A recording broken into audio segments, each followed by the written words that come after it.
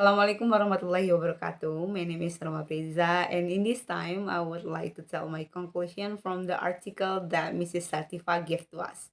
The title is Why Teaching English Specific Purposes at Universities.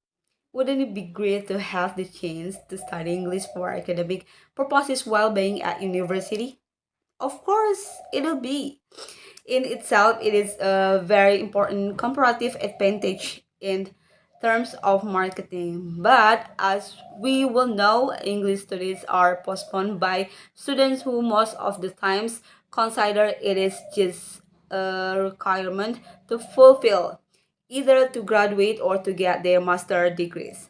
First of all, let me tell you the definition of ESP. ESP, or English Specific Purposes, is defined to meet specific needs of the learners and is centered on the corresponding language in terms of grammar, lexis, register, study skills, and discourse. An important aspect to take into account is the fact that ESP is generally designed for intermediate and advanced students since it assumes that students have some prior knowledge of the language to make the most of it. Otherwise, it will be restricted to a set of isolated phrases and long lists of words, as indeed is tough in some universities.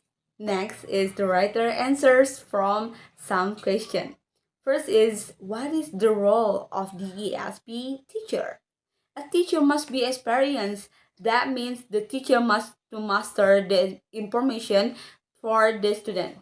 This will allow them to exploit the academic background, not only in teaching strategies, but also in designing lesson for specific academic fields. Second question is, does the ESP student have any responsibility in their learning? Of course they do.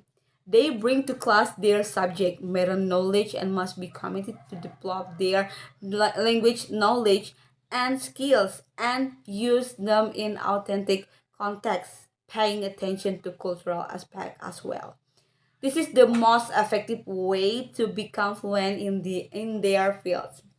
So that's my conclusion from the article. Thank you, and wassalamualaikum warahmatullahi wabarakatuh.